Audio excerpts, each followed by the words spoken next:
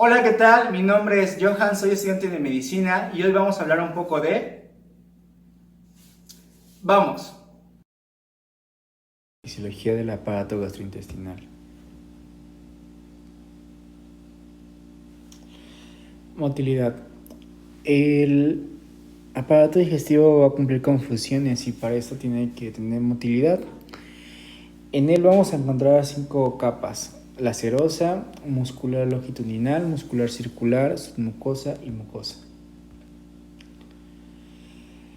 El músculo liso gastrointestinal funciona como un cinticio. La actividad eléctrica del músculo liso es más positiva que el músculo estriado en reposo. El potencial es de 50 a 60 milivolts y el umbral es de unos 40 milivolts. Los canales de este músculo son de calcio-sodio, voltaje dependiente. Hay factores que despolarizan la membrana y la hacen más excitable, como la distensión del músculo, la acetilcolina, la acción del parasimpático, y factores que la hiperpolarizan, haciéndola menos excitable, como la noradrenalina, la adrenalina, el simpático y otras sustancias neurotransmisoras. Vamos a encontrar un plexo mientérico de Auerbach que se ubica entre dos capas musculares. Su estimulación produce aumento del tono, mayor intensidad de las contracciones rítmicas, aumento de la frecuencia de contracciones y mayor velocidad de la conducción. El plexo mucoso de Meissner, que se ocupa de regular la función parietal interna, manejando la secreción intestinal, la absorción local y la contracción local del músculo submucoso. El control autónomo del aparato gastrointestinal va a ser mediado por el sistema parasimpático craneal, que inerva por medio del vago, esófago, estómago, páncreas y la primera parte del intestino grueso. La porción sacra de los nervios pélvicos inerva la porción distal del intestino grueso, sigmoide, recto y el ano. El sistema nervioso simpático libera de sus terminaciones noradrenalina, que ejerce sus efectos de dos formas: efecto directo de la noradrenalina, directo inhibe el músculo liso, y efecto inhibidor de las neuronas del sistema entérico. Reflejos gastrointestinales. Gastrocólico. Proceden del estómago, determina la evacuación del colon. Reflejo enterogástrico. Proceden del colon y el intestino delgado, inhiben la motilidad de la secreción gástrica. Reflejo colicoileal. Procede del colon e inhibe el vaciamiento del ilion al ciego. Reflejos sensoriales desde el intestino a la médula o al tronco encefálico para retornar al tubo digestivo. Reflejos del estómago, duodeno, para controlar la actividad motora y secretora. Reflejos dolorosos, reflejo de defecación. Control hormonal de la motilidad gastrointestinal. La colecistocinina, células duodeno yeyuno, la secretina, células del duodeno, el peptino inhibidor gástrico, parte del alto intestino. El tubo digestivo presenta dos tipos de movimientos: propulsión y mezcla. Movimientos de propulsión es el peristaltismo, cuyo estímulo de la distensión del tubo digestivo, la irritación química o física del epitelio y las señales parasimpáticas. Movimiento de mezcla mantiene el contenido intestinal permanentemente mezclado. Flujo sanguíneo gastrointestinal. La circulación esplénica del vaso, páncreas e hígado. Durante la actividad gastrointestinal hay un aumento del flujo sanguíneo por liberación de sustancias vasodilatadoras como la secretina, gastrina, péptido inhibidor vasoactivo, la calidina, bradicinina, va a haber disminución del oxígeno y la adenosina. Cuando hablamos de la disminución del oxígeno durante la digestión, es lo que coloquialmente conocemos como en México como el mal del puerco. Cuando las personas, después de comer una cuantiosa cantidad de comida, les va a dar sueño, y es porque el sistema digestivo requiere mayor concentración de oxígeno y eso va a provocar que el paciente sufra una disminución del oxígeno, y esto va a tener como consecuencia una pequeña somnolencia.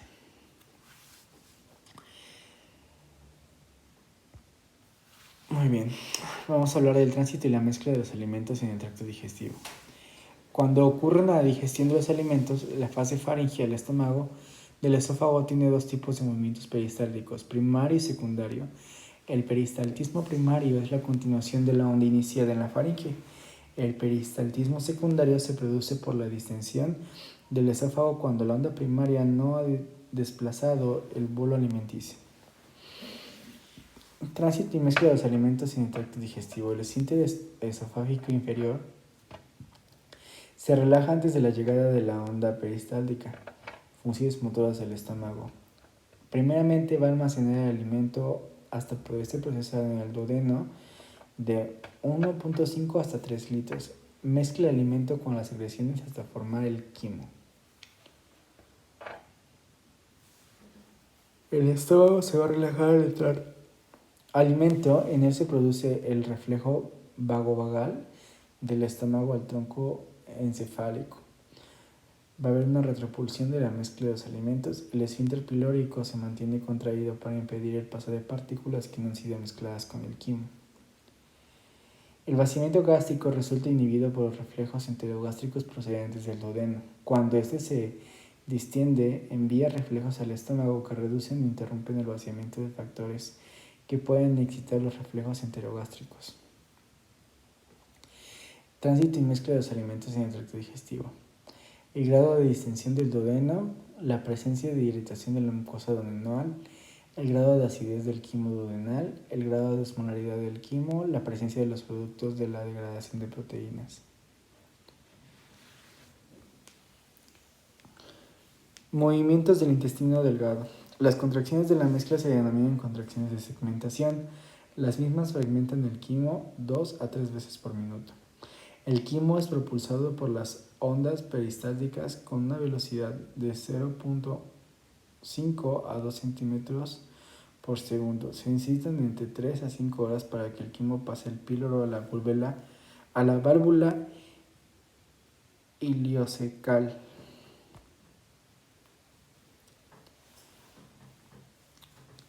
Control del peristaltismo. Señales nerviosas de reflejo gastroentérico por la entrada del quimo al duodeno, introducido por el plexo mientérico a lo largo de la pared del intestino delgado. Señales hormonales de la gastrina, colecistocinina, la insulina liberada tras la comida pueden estimular una motilidad intestinal. La secretina y el glucagón la inhiben.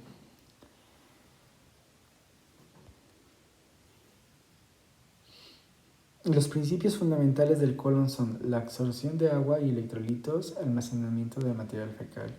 Las contracciones australes tienen dos funciones principales: la propulsión, que mueve hacia adelante el contenido, y la mezcla en las contracciones para que expriman las sustancias disueltas. Tránsito y mezcla de los alimentos en el tracto digestivo. Los movimientos de la masa son más importantes para propulsar el contenido fecal. Cuando la masa de las heces llega al recto, aparece el deseo de defecar. Los movimientos de la masa tras una comida son facilitados por los reflejos gastrocólicos y duodenocólicos, por estimulación intensa parasimpática o por una distensión de los segmentos del colon. Cuando las heces llegan al recto, se producen reflejos que dirigen el ano al esfínter interno y lo relajan, así de manera voluntaria, para que se produzca la defecación. El reflejo de la defecación es débil y debe reforzarse con el reflejo parasimpático de la defecación por los segmentos sacros de la médula espinal.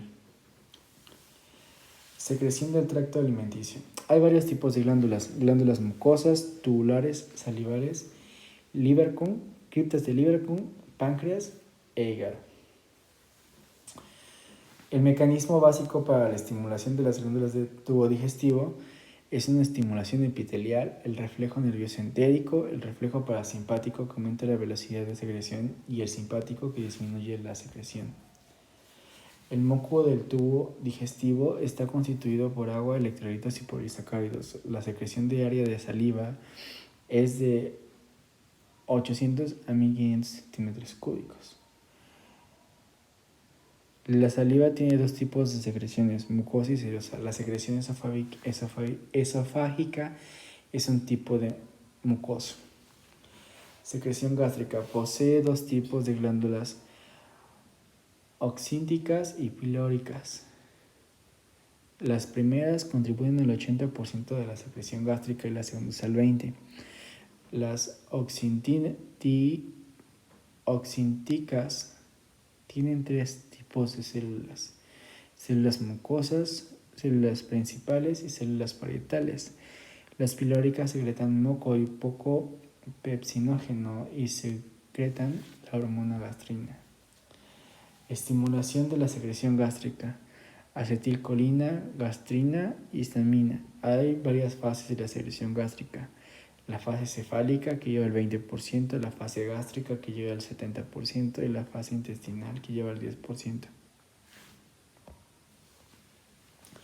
Inhibición de la secreción gástrica: se va a dar por un reflejo enterogástrico que va a presentar presencia de ácidos, grasas, secretina, péptido inhibidor gástrico, somatostatina.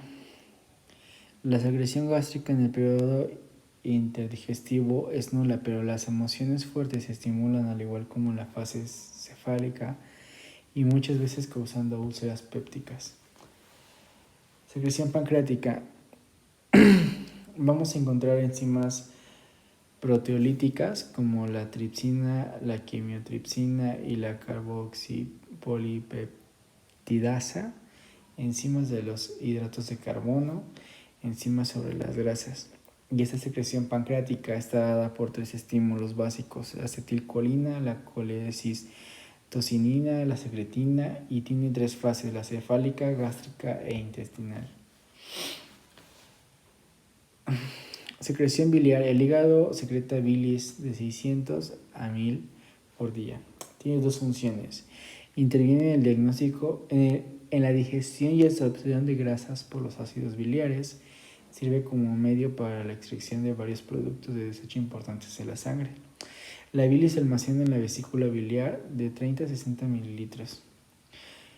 La secretina aumenta por la secreción acuosa de la bilis. La precipitación del colesterol predispone a cálculo. En la vesícula biliar predispone al cálculo. Secreciones del intestino delgado: las glándulas de Brunner secretan moco por estímulo táctil, vagal o hormonal, secretina.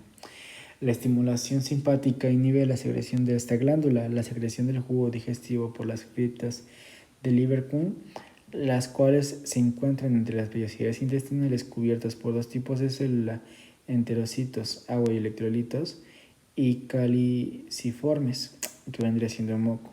Los enterocitos poseen enzimas digestivas peptidasa, disacáridas y lipasa intestinal. Secreción del intestino grueso: tiene criptas de Lieberkühn, pero no tiene vellosidades. Su secreción no es moco. Es regulada por un estímulo táctil y estimulación parasimpática, la cual aumenta la secreción del moco. Digestión y absorción del tubo digestivo: la digestión de los hidratos de carbono inicia por la boca en la acción de la alfa-amilasa presente en la saliva. Menos del 5% se hidroliza ahí. La digestión continúa en 1 hora en el estómago hasta que el pH ácido la inactiva, hidrolizando entre un 30 a 40% del almidón a maltosa. La alfa-amilasa pancreática tiene la misma función que la saliva, pero es más potente. La mezcla del quimo con el jugo pancreático propicia la digestión completa del almidón. Las microbiologías del tubo digestivo: la tripsina y la quimiotripsina extienden las moléculas proteicas de pequeños polipéptidos. La proteolasa da origen a la elastasa, que dirige las fibras de elastina que mantienen la cohesión de las carnes. La carboxipolipeptidasa libera las de uno a otro extremo del carboxilo.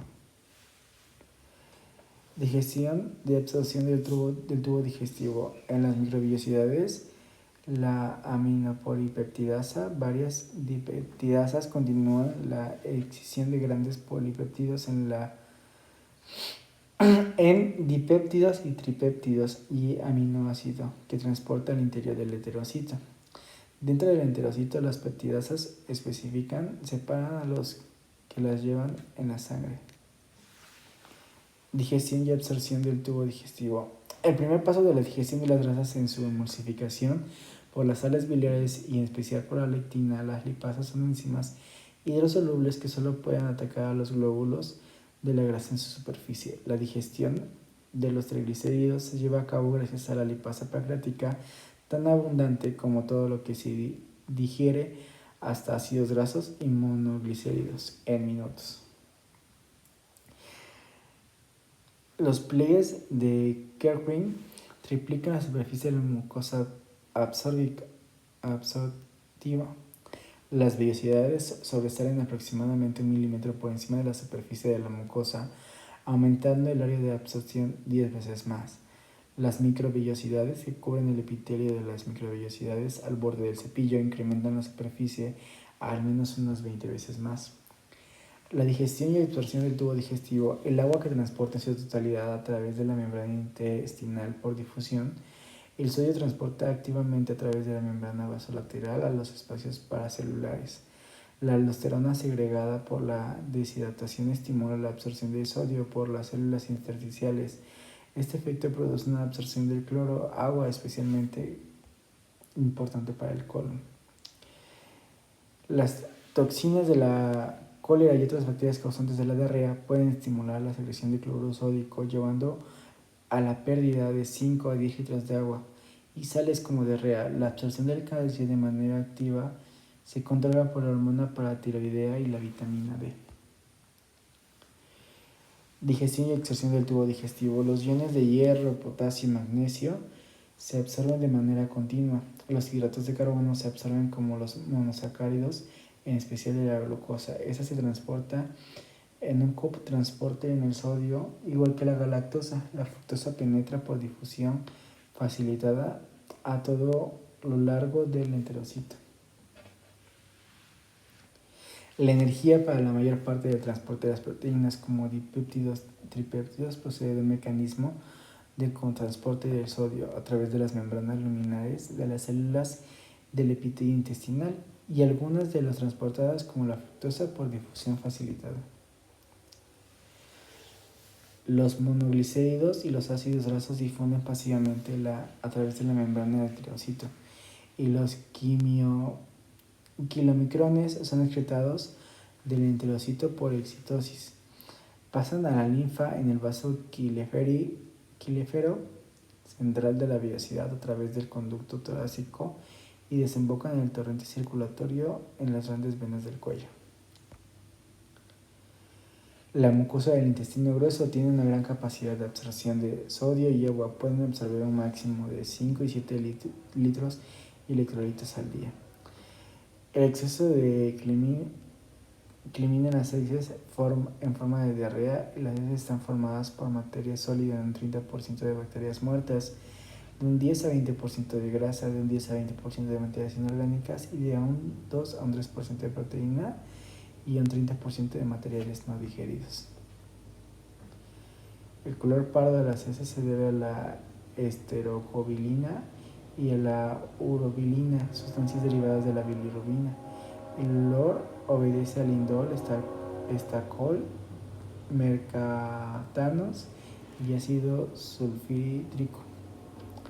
Y bueno, eso sería todo por mi parte. Les agradezco muchísimo su atención